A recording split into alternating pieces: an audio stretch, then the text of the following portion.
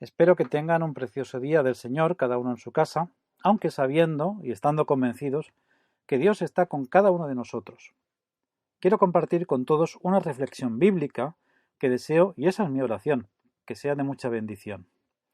Así que vamos a dedicar unos minutos a buscar en la palabra de Dios, concretamente en el Evangelio de Marcos, capítulo 4, versículos del 35 al 41. Recordemos que el principio o el propósito de Marcos al escribir el Evangelio está claro en el capítulo 1 y versículo 1, que es el principio del Evangelio de Jesucristo, el Hijo de Dios. Marcos, al igual que los otros escritores, Mateo, Lucas y Juan, tiene como su meta y su objetivo el presentar de manera clara, de manera inequívoca, que Jesús es Dios. Que Él es hombre, pero Él es Dios también, el eterno Dios hombre. Eso será demostrado de manera magnífica en el pasaje que vamos a leer. Veremos un retrato hermoso de su humanidad y veremos una asombrosa demostración de su deidad. Vamos a leer. Aquel día, cuando llegó la noche, les dijo: pasemos al otro lado. Y despidiendo a la multitud, le tomaron como estaba en la barca, y había también con él otras barcas. Pero se levantó una gran tempestad de viento y echaba las olas de la barca de tal manera que ya se anegaba. Y él estaba en la popa durmiendo sobre un cabezal, y le despertaron y le dijeron: Maestro, ¿no tienes cuidado que perecemos? Y levantándose, reprendió al viento y dijo al mar: Calla, enmudece. Y cesó el viento y se hizo grande bonanza. Y les dijo: ¿por qué estáis así amedrentados?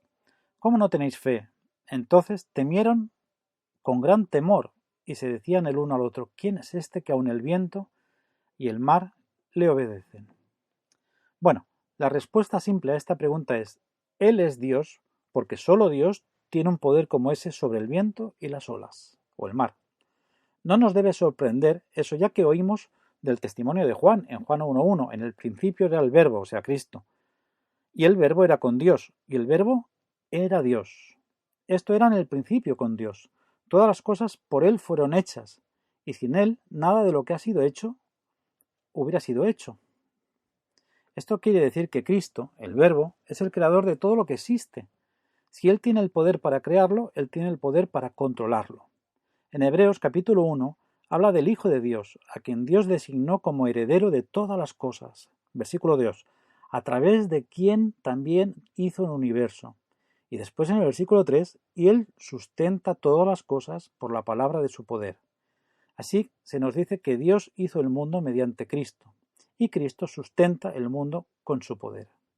En Colosenses capítulo 1 hay un testimonio semejante por parte del apóstol Pablo, en donde nos dice en el versículo 16: por Él, esto es, por Cristo, todas las cosas fueron creadas, las que están en los cielos y en la tierra, visibles e invisibles. Todas las cosas han sido creadas por medio de Él y para Él. Y Él es antes de todas las cosas, y en Él todas las cosas subsisten. Él es el creador y el sustentador de la creación. Maravilloso párrafo. Ese es el testimonio de las Escrituras. Y esas son simplemente muestras del tipo de testimonio que se repite en el Nuevo Testamento acerca de Cristo. Otro versículo es el de 1 Corintios, capítulo 8, el cual nos dice de manera parecida que Él es el que ha hecho todo lo que ha sido hecho.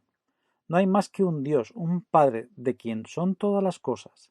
Existimos para Él, y un Señor Jesucristo por medio de quien son todas las cosas, y existimos mediante Él. Otro texto maravilloso. Él es el creador del universo. Todas las cosas existen porque Él las hizo, y todas las cosas son sustentadas porque Él las sustenta. De tal manera que cuando llegamos a una ocasión como esta, lo que estamos viendo a manera de anécdota, lo que estamos viendo en el incidente que sucede aquí, es ese poder creador. Él demuestra su poder sobre el mundo inanimado, el viento y las olas. Él ha mostrado su poder sobre los demonios. Él puede controlar el mundo espiritual. Él ha mostrado su poder sobre la enfermedad.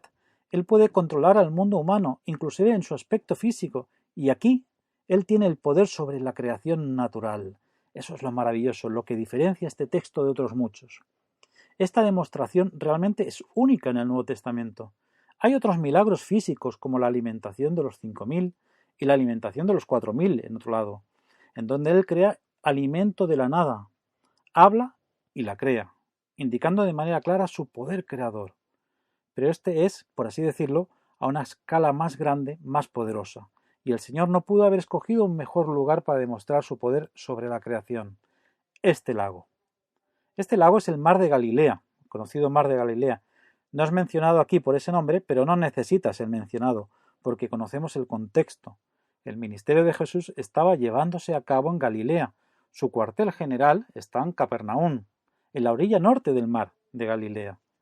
Él ha estado moviéndose en ese área y enseñando a los pueblos y ciudades de Galilea alrededor del lago.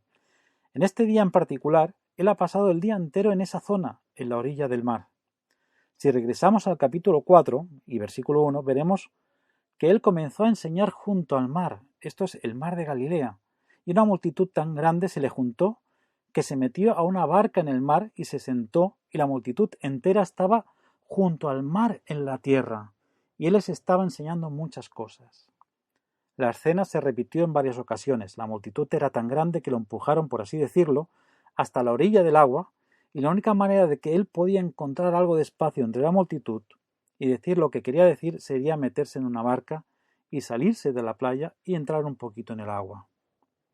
Entonces, en el territorio bien conocido del mar de Galilea, el cual realmente no es un mar, es un lago de agua dulce, que en la actualidad se le conoce como el lago de Kinneret, así aparece por lo menos en los mapas, en Israel, pero para nosotros es llamado el mar de Galilea. Es el lago de agua dulce más bajo del planeta, bajo el nivel del mar. Está a unos 210 metros bajo el nivel del mar, del Mediterráneo, por ejemplo. No es tan bajo como el mar Muerto, que ese es otro mar que aparece constantemente en las escrituras. Es más, el mar Muerto no es agua dulce, no tiene vida, ya que tiene un alto contenido de minerales y la sal es tan espesa que se puede flotar sin nadar. Pero este es el lago de agua dulce más bajo en el mundo. Y como resultado de eso, ha sido objeto de mucho estudio debido a sus propiedades maravillosas, excepcionales. Tiene varios estratos de agua, literalmente hay 3 estratos del agua que descienden a varios metros. Y estos estratos tienen mucho que ver con la superficie del lago en diferentes épocas del año. Tiene mucho que ver con el contenido de las algas, el cual tiene mucho que ver con el contenido de los peces. En 1896, un solo barco de pesca trajo unos 4.000 kilos de peces, o sea, para que nos hagamos una idea de la cantidad de vida que tiene ese lago. Es un lago prolífico, se podría decir, para la producción de peces. Y al tener ese tipo de agua y tener ese tipo de recursos en Galilea, era una gran bendición para la gente que vive ahí. Todo giraba alrededor del lago. Está rodeado de montañas, esencialmente en la parte oeste, y en la parte noroeste las montañas son altas. Y al noroeste está lo que se conoce, que se oye mucho por televisión, los Altos del Golán, el cual tiene varios kilómetros de extensión. Y el lago en sí tiene más de 16 kilómetros de extensión, yo creo que hasta más.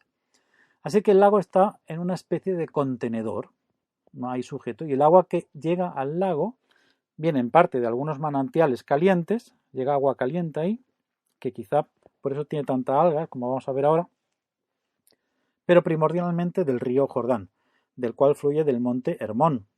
El monte Hermón está más arriba, en la parte norte, junto a la frontera con el Líbano, ya en el límite de Israel. También a cierta altitud, fluye el manantial está muy alto, entonces el agua fluye de cientos de metros de altitud y desciende para llenar este lago que está muy bajo. Es agua tan fresca, tan cristalina, que provee incluso en la actualidad alrededor del 50% del agua para la nación de Israel. Ojo al dato, toda la cantidad de agua que sale de ese lago. Entonces, para ellos fue más que un recurso, fue un recurso tremendo de agua como también de peces, es decir, de alimentos. Y esa es la razón por la que tantos de los discípulos eran pescadores. Hasta 7, creo recordar. Sabemos que fue Jacobo y Juan, Pedro y Andrés, y seguramente creo que hay otros 3 por ahí que ahora no me vienen a la cabeza. Es un lago curioso, y como resultado los científicos han realizado investigaciones en este lago a lo largo de los años. Desde que existe la capacidad de investigar, ha sido fruto de muchos estudios, incluso arqueológicos. Es diferente que cualquier otro lago o mar en el mundo. Y lo que lo hace también diferente es el hecho de que hay vientos muy severos en cualquier época del año, no solo en una época. Los vientos del verano son los vientos Sirocco, igual que la Costa Brava, Suelen venir únicamente desde el mediodía hasta las 6 de la tarde. Eran bastante predecibles. El viento desciende con mucha fuerza, bajando por los altos del Golán, y desciende y convierte el lago en una especie de olla hirviendo. Se empieza a agitar el agua de una manera tremenda por el contraste de aire frío y aire caliente. Y es normal que esto suceda durante el verano. Esto hace que sea un lugar peligroso para estar en un barco en el momento equivocado. En el invierno, por el contrario, aún es peor, porque los vientos del invierno son vientos fríos que vienen del norte y el noroeste. Aquí se llama la tramontana, si la habéis escuchado hablar. Y cuando el aire frío desciende y azota el aire caliente, que de manera natural está sobre esa parte del lago, produce condiciones climáticas muy severas. El aire frío atraviesa el aire caliente y produce una turbulencia tremenda sobre el lago. Entonces, sea que se esté en verano o que se esté en invierno, esto va a suceder en algún momento. Todos los que vivían ahí alrededor sabían que esto pasaba, y muy a menudo. He estado por la Costa Brava y he estado en otros lagos que he podido ver que vientos salen de la nada y las olas pueden llegar a tener varios metros de altura. Y me imagino que con la superficie que llega a tener este lago, las olas deberían de ser tremendas. Así que, por otro lado, no podría haber habido un lugar mejor para que el Señor demostrara su poder sobre la naturaleza. Y eso es exactamente lo que Él hace aquí, aunque pareciera que se estaba echando una cabezadita. Comenzaremos con una calma antes de la tormenta. Lo voy a llamar la calma antes de la tormenta. Y después veremos la calma durante la tormenta. Y después veremos la calma después de la tormenta. Y después, si nos da tiempo, veremos la tormenta después de la calma. Parecen trabalenguas, pero no lo es. Ahora lo iremos desarrollando poquito a poco. Muy bien, la calma antes de la tormenta, versículo 35. Aquel día, cuando llegó la noche, dice el versículo, ese día significa un día muy específico. ¿Qué día? El mismo día que comenzó en el versículo 1, cuando el Señor descendió junto al mar de Galilea y comenzó a enseñar a una multitud de personas. Como siempre, que vinieron y tuvieron que meterse en una pequeña barca. Y cuando enseñó en privado a los discípulos y les explicó el significado de las parábolas, mientras que no se las explicó a la multitud. Un día como esos, recordamos cómo les enseñaba, ¿no?, sobre la lámpara y la canasta, y después les contó la parábola de la semilla plantada en la noche, que crece, y el granjero no sabe cómo. Fue un día, seguramente completo de enseñanza. Podemos suponer que también que la gente había traído a los enfermos y a los necesitados a él, y él también estaba curando a la gente. Podremos imaginar o asumir entonces que fue un día típico, agotador para el Señor. Enseñar puede ser muy agotador, y él lo hizo día tras día, con peticiones tremendas que le presentaban. Y eso sucedió en esos días alrededor del lago de Galilea o el mar de Galilea. Repasemos. Él está en la orilla del mar de Galilea. Ahí está en la barca, cerca de la ciudad de Capernaum. Viene la noche, la gente se van a sus casas, algunos quedan ahí, y él les dice a sus discípulos, vayamos al otro lado. Ahora podríamos imaginar que él va al otro lado simplemente para descansar. Hubieron muchas ocasiones en las que él hizo esto. Cuando él trató de escaparse de la multitud que lo aplastaba, podríamos pensar que debido a que no habían ciudades grandes en la costa este del mar de Galilea, él iba a descansar. Todas las ciudades grandes y aldeas estaban en la costa oeste, a este lado, donde él estaba predicando. Que quizá él simplemente iba allá para alejarse de las cosas, en donde él pudiera descansar un poco, tener un poco de descanso. Pero si vemos lo que sigue en el libro de Marcos, sabemos que esa no era la razón, porque justo en el capítulo 5, versículo 1, cuando llegaron al otro lado del mar, a la región de los Gadarenos, y cuando salió él de la barca, enseguida vino a su encuentro de entre los sepulcros un hombre con un espíritu inmundo. Recordamos la historia. Él va para encontrarse con lo que ha sido ordenado por su padre, con un maníaco gadareno, que está lleno de demonios, y termina enviando a esos demonios a una multitud de cerdos para que se atraviesen las tripas entre los riscos y terminen en el mar mismo. Entonces, mientras que pudimos imaginar que esta era una manera de alejarse y descansar un poco, resulta que llevó a Jesús a uno de los encuentros más formidables, más dramáticos de su vida entera, con este hombre endemoniado del otro lado del lago. Jesús siempre operó en base a una agenda divina, a una cita divina, y entre medias descansaba, como sucedió aquí. él se agotó, lo entregó todo en la orilla, enseñando a la multitud, y tenía que ir a hacer otro gran esfuerzo al otro lado de la orilla, a liberar ese endemoniado. Y entre medios tenía que descansar. Seguimos. Dice el versículo 36, y despidiendo a la multitud, esa barca quizá le pertenecía a Pedro, o a Juan, o a Andrés, o a Jacobo, a cualquiera de los pescadores que estaban con él. Uno de esos pescadores, seguramente. Y se lo llevaron de allí, tal como estaba, lo cual indica que él no fue a ningún lugar.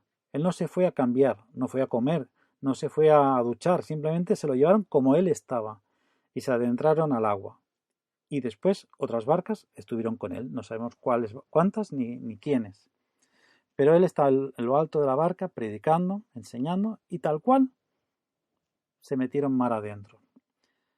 Hace poco descubrieron en el fondo de ese lago, el mar de Galilea, una de las barcas de la época.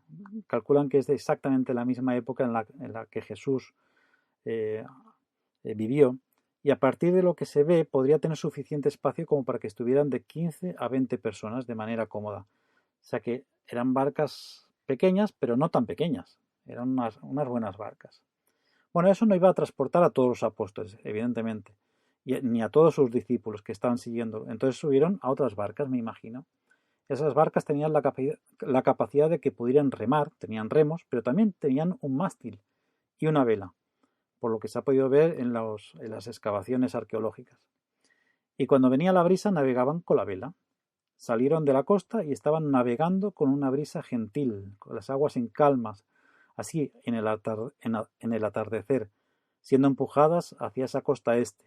Y ahí van. En este punto podemos revisar lo que dice Lucas. Y Lucas dice, conforme la barca comenzó a navegar, Jesús se quedó dormido. Curioso. Marcos 4:38 nos dice que él estaba durmiendo sobre un cabezal. El cabezal es un artilugio de madera que sirve para acomodar las cuerdas. Esa era su almohada. O sea que realmente estaba cansado para poderse tirar ahí en el suelo de madera y usar por almohada un trozo de tronco, un trozo de madera, una herramienta, al fin y al cabo. Este es un retrato hermoso de Jesús, verdaderamente humano, quien está agotado, está cansado. Él es el que creó el agua, Él es el que creó el cielo, Él es el que creó la madera con la que se hizo la barca. Él inclusive creó el sueño y Él ahora emplea esas cosas para su propio beneficio y se queda dormido. Inmediatamente en la barca y atrás de Él vienen todos aquellos que eran seguidores de Él. Y ahí va otro poquito de multitud que le seguían a través del mar. Resulta que no todos son seguidores verdaderos. Algunos de ellos son tierra pedregosa, algunos de ellos son tierra con arbustos, como vemos en la parábola anterior en el capítulo atrás. Juan 6:66 dice que viene después. Lo que viene después dice que muchos de sus discípulos ya no andaban con él. Entonces no todos van a ser discípulos de verdad, pero por lo menos ahora le están siguiendo. Y esto es lo que llamamos la calma antes de la tormenta. Un retrato hermoso de Cristo, totalmente agotado y dormido, en un lugar cómodo donde muchos discípulos le siguen. Bueno, la calma antes de la tormenta nos lleva a la calma durante la tormenta, porque la tormenta comienza. Según el versículo 37, dice, pero se levantó una gran tempestad de viento y echaba las olas en la barca de tal manera que ya se anegaba, o sea, se llenaba de agua.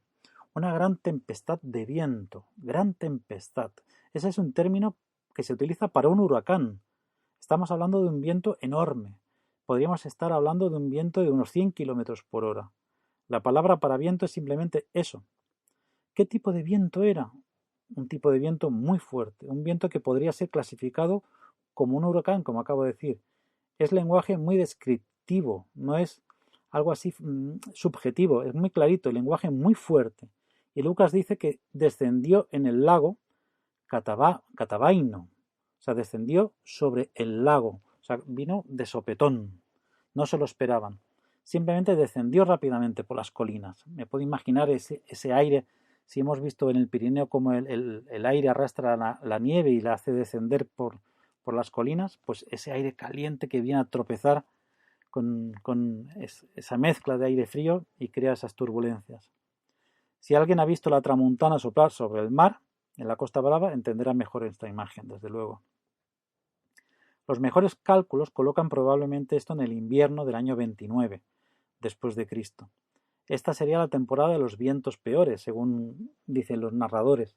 El aire frío descendiendo de manera furiosa por las colinas, adquiriendo velocidad conforme desciende, chocando con el aire caliente la parte de abajo del lago, creando una turbulencia violenta que comenzó a agitar el agua, convirtiéndola en espuma y olas muy, muy altas.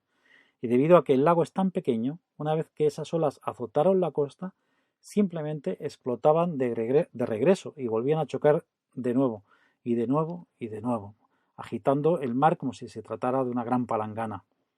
Todos ellos estaban familiarizados con las tormentas en el lago. Ellos vivían alrededor del lago y ahora estaban dentro del lago, en la tormenta, dentro de la tormenta. Allí había una tormenta ordenada por Dios. Podemos asumir que estos fueron vientos especialmente escogidos para cumplir con este milagro, para colocar a nuestro Señor en la posición de demostrar que Él, de hecho, es el que controla su creación. Esto debe ser una lección. ¿Qué es lo que podemos aprender? Vamos a observar que en el versículo 40 dice: ¿por qué estáis amedrentados? ¿Cómo es que no tenéis fe? Esta es una lección de fe. Esta es una lección de fe. El punto aquí es que nuestro Señor quiere enseñarle a sus discípulos que pueden confiar en Él en las circunstancias más peligrosas posibles. Este relato se repite en Mateo 8, en Lucas 8, pero también aquí en Marcos 4. En Mateo 8:24 dice: lo que sucede es descrito como megaseísmos. Imaginaos la palabra megaseísmos. Debió ser impactante para que los 4 evangelios recogieran este incidente de esa manera tan dramática. Y es tan fuerte, dice el versículo 37, que echaba las olas en la barca de tal manera que ya se hundía. Lucas 8:23 lo expresa de esta manera: comenzaron a inundarse y estar en peligro. No podían sacar el agua tan rápidamente como estaba entrando la barca. Mateo 8:16 dice que es de noche, están en oscuridad, todavía para añadir más terror a la historia. Mateo dice que la barca estaba cubierta con las olas. Literalmente están hundiéndose. Esa sería la conclusión final. Se estaban hundiendo.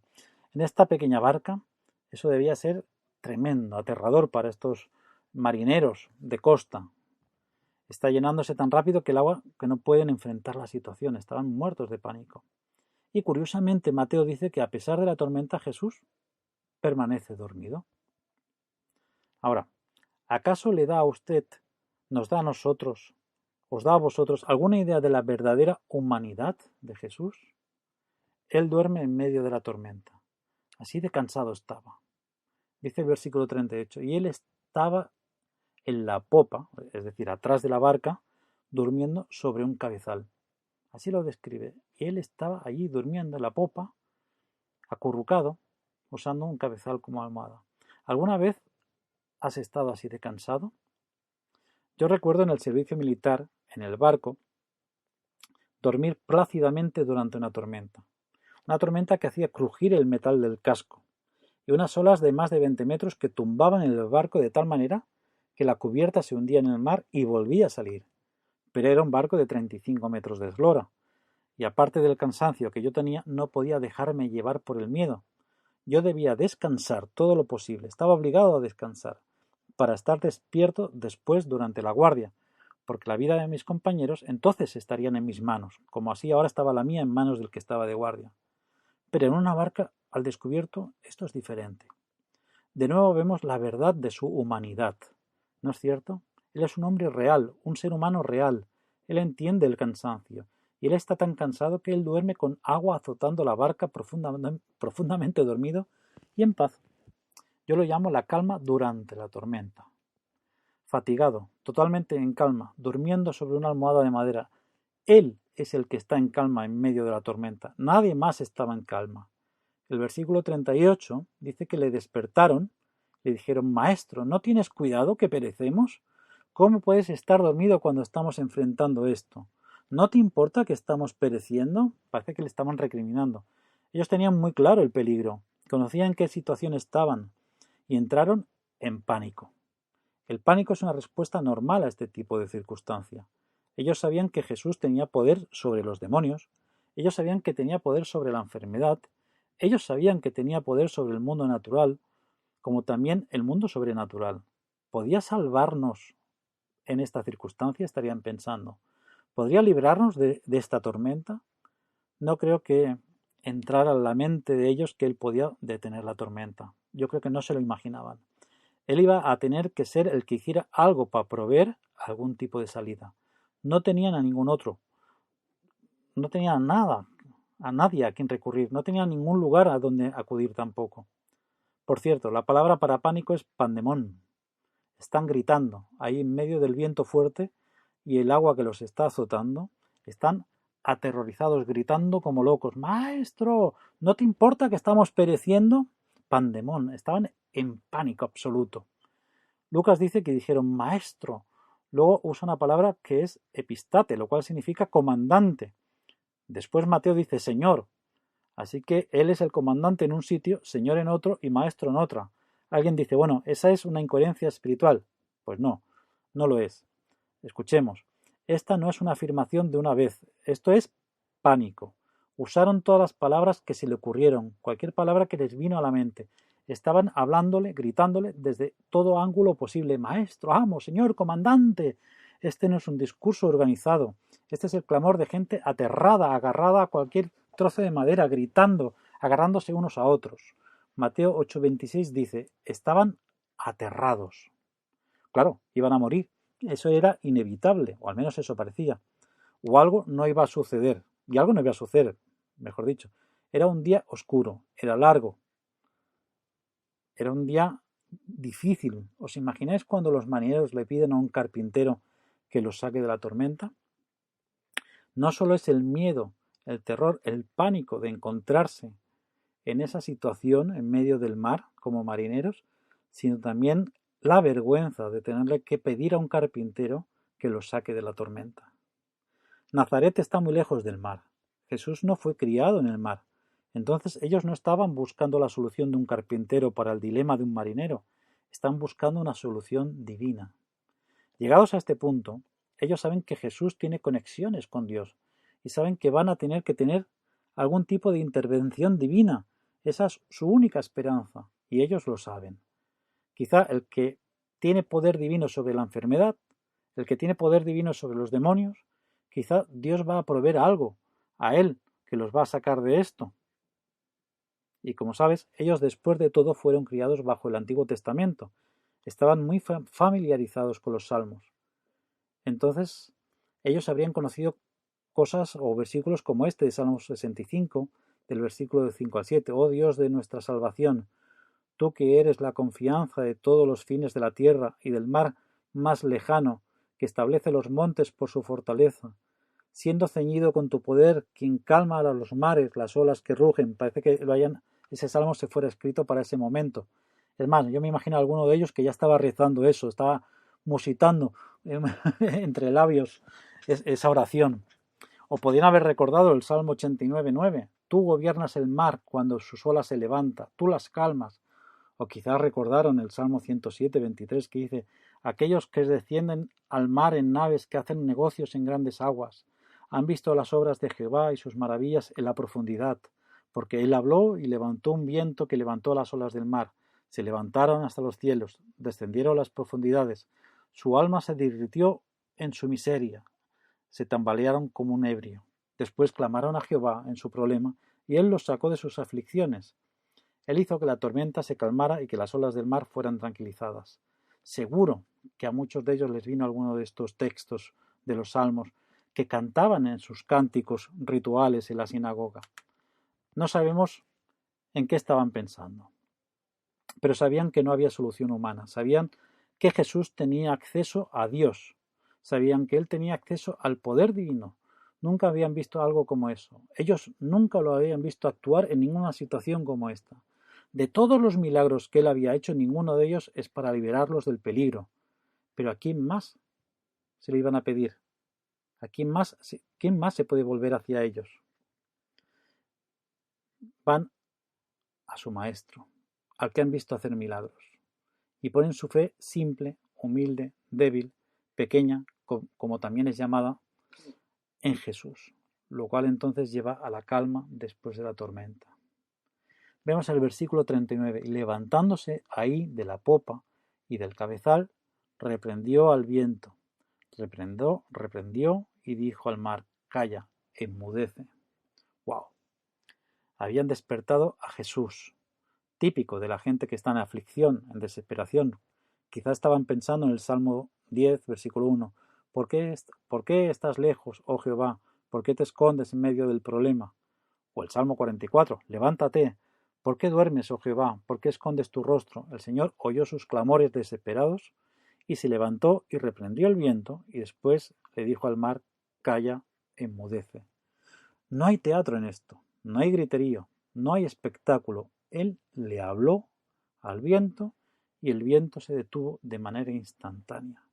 Él le habló al agua y el agua se detuvo instantáneamente.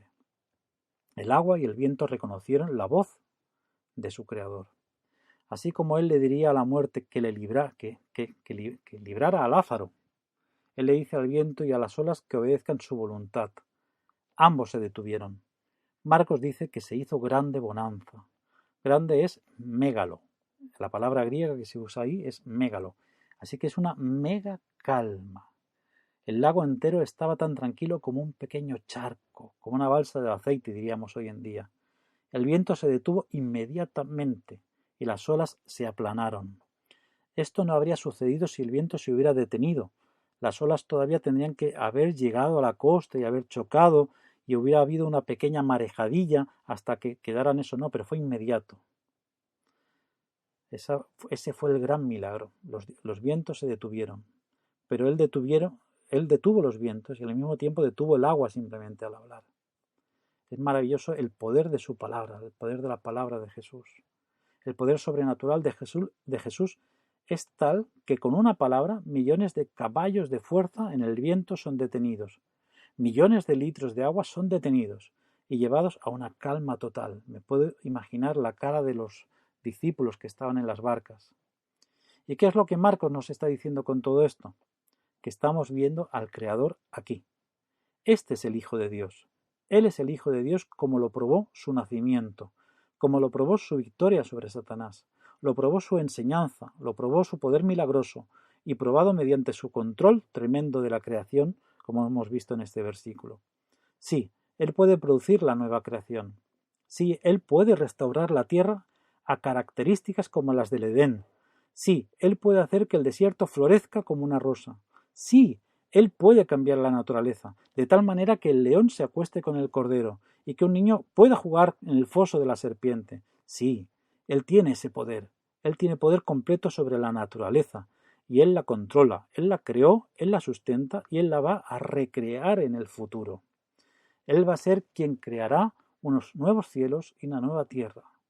La gente de nuestro mundo, que cree que puede controlar la naturaleza, si entendiera lo que la Biblia dice, si debemos cuidar, sí es verdad, debemos cuidar de la creación y ser respetuosos con el planeta, por supuestísimo, y mucho más como hijos de Dios. Pero el Creador es Dios. Él es el sustentador y consumador de su creación. Esta demostración milagrosa de su poder fue una lección de fe para ellos. Entonces Él les dice, ¿por qué os amedrentáis? ¿Cómo es que no tenéis fe? Estoy viendo su pánico y su temor. ¿Cómo es que no tienen fe? O las palabras de Mateo, ¿por qué tenéis miedo, hombres de poca fe? Y de nuevo, Él detiene la tormenta y señala la debilidad de la fe de ellos. Vosotros no tuvisteis fe suficiente para creer que yo me preocuparía por ustedes. No necesitabais entrar en pánico, no necesitabais estar aterrados, les está diciendo Jesús. Ahí están sentados en el silencio total, en la calma después de la tormenta. Y Jesús dice, ¿por qué un temor así? ¿Por qué una falta de fe como esta? ¿Acaso no les he probado que pueden confiar en mí? ¿Acaso no os he demostrado ya que yo puedo cuidar de vosotros? La fe de los discípulos debió haber recibido mucha fortaleza ese día.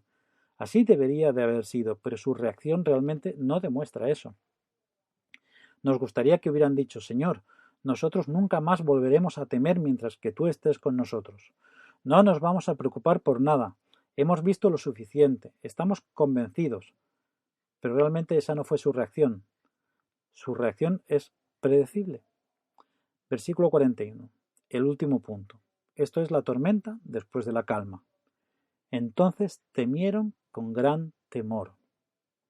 Por favor, notemos el versículo 40, que tuvieron miedo durante la tormenta. Ahora temieron con gran temor. ¿Por qué? Bueno, para un judío, lo que es peor que temer o tener una tormenta fuera de su barca es tener a Dios dentro de la barca. Esto produce suficiente pánico para cualquiera que conociera el Antiguo Testamento. Ellos sabían con quién estaban tratando. El Dios viviente estaba en su barca. Nada más ni nada menos. El Creador, el controlador de su creación.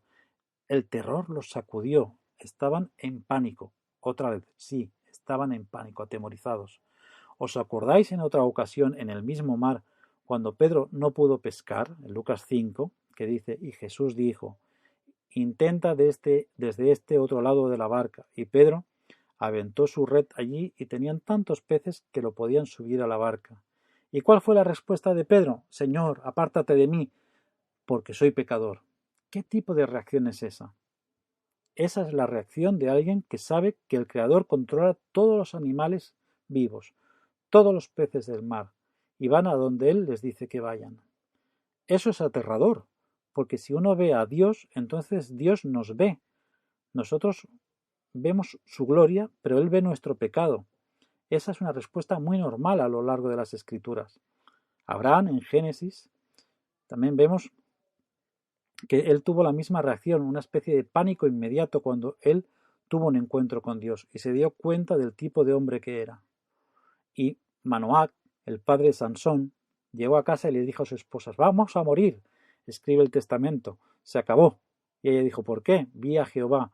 Y sí, yo lo vi, él me vio a mí, y si él me vio, estamos muertos. Esas palabras supongo que retumbaban en la mente de los discípulos. Isaías, en Isaías 6:5, pronunció una maldición sobre sí mismo. Soy hombre de labios inmundos, se dice por cuando se encontró con Jehová. Él se maldijo a sí mismo. Ezequiel tuvo la misma experiencia en la visión del capítulo 1. Daniel tuvo exactamente esa experiencia en el capítulo 10. Juan, el apóstol, en Apocalipsis 1, cuando él vio la primera visión de Cristo, dice que cayó como muerto. Es algo aterrador reconocer que usted, yo, que todos nosotros estamos en la presencia de Dios, nada menos que delante de la presencia de Dios. No había otra explicación. Ellos sabían que esto era sobrenatural y se decían el uno al otro, ¿quién es este que aún el viento y el mar le obedecen? Esa es una pregunta retórica, no necesita tener una respuesta. Mateo 14, en otra ocasión en la que Jesús está en el agua y él caminó sobre el agua, ¿os acordáis de esto? Y cuando él se metió en la barca después de caminar sobre el agua, él dice, hombres de poca fe, le dice lo mismo. Supongo que Jesús ya se estaba cansando de decirles que tenían poca fe. ¿Por qué dudan? Así que aquí estamos otra vez. El viento se detuvo y los que estaban en la barca lo adoraron y dijeron, tú ciertamente eres el Hijo de Dios. No son palabras menores. Al adorarle, automáticamente estaban reconociendo que Él era Dios, ya que solo Dios controla los elementos, y Él lo hace a su propia discreción, y en este caso, para la protección de sus propios discípulos y apóstoles. Ellos necesitaban saber que el Señor no solo era Dios, sino que el Señor era su protector. Como dice el Salmo 55:22, echa sobre Jehová tu carga y Él te sustentará.